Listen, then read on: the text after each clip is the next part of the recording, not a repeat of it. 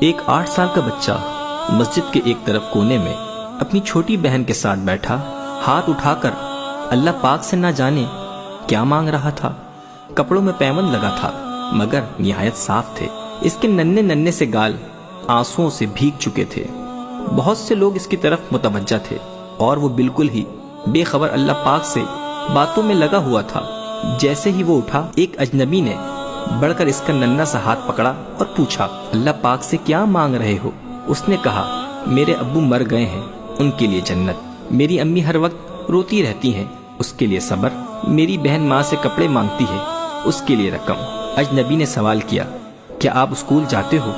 بچے نے کہا، ہاں جاتا ہوں۔ اجنبی نے پوچھا، کس کلاس میں پڑھتے ہو؟ نہیں انکل، پڑھنے نہیں جاتا، ماں چنے بنا دیتی ہے، وہ اسکول کے بچوں کو فروخت کرتا ہوں۔ بہت سارے بچے مجھ سے چنے خریدتے ہیں، ہمارا یہی کام دھندا ہے۔ بچے کا ایک ایک لفظ میری روح میں اتر رہا تھا۔ تمہارا کوئی رشتہ دار؟ اجنبی نہ چاہتے ہوئے بھی بچے سے پوچھ بیٹھا۔ امی کہتی ہیں غریب کا کوئی رشتہ دار نہیں ہوتا۔ امی کبھی جھوٹ نہیں بولتی، لیکن انکل جب ہم کھانا کھا رہے ہوتے ہیں اور میں کہتا ہوں امی آپ بھی کھانا کھاؤ، تو وہ کہتی ہیں میں نے کھا لیا ہے، اس وقت لگتا ہے وہ جھوٹ بول رہی ہیں۔ بیٹا اگر گھر کا خرچ مل جائے تو تم پڑھو گے؟ بچہ، بالکل نہیں، کیونکہ تعلیم حاصل کرنے والے غریبوں سے نفرت کرتے ہیں۔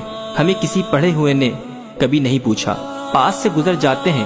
اجنبی حیران بھی تھا اور پریشان بھی۔ پھر اس نے کہا، ہر روز اس مسجد میں آتا ہوں، کبھی کسی نے نہیں پوچھا۔ یہاں تمام آنے والے میرے والد کو جانتے تھے، مگر ہمیں کوئی نہیں جانتا۔ بچہ زور زور سے رونے لگا۔ انکل جب باپ مر جاتا ہے تو سب اجنبی بن جاتے ہیں۔ میرے پاس بچے کے سوالوں کا کوئی جواب نہیں تھا۔ ایسے کتنے جو حسرتوں سے زخمی ہیں۔ بس ایک کوشش کیجئے اور اپنے ارد گرد ایسے ضرورت مند یتیموں اور بے سہارا کو ڈھونڈیے اور ان کی مدد کیجئے۔ تصویر یا ویڈیو بھیجنے کی جگہ یہ میسج کم از کم 1 یا 2 گروپ میں ضرور شیئر کریں۔ خود میں اور آپ معاشرے میں تبدیلی لانے کی کوشش جاری رکھیں۔ جزاک اللہ۔ اگر آپ نے ابھی تک ہمارا فیس بک پیج لائک نہیں کیا تو ابھی ہمارا فیس بک پیج لائک کیجئے اور فالو کیجئے، اور اسی کے ساتھ ہمارے YouTube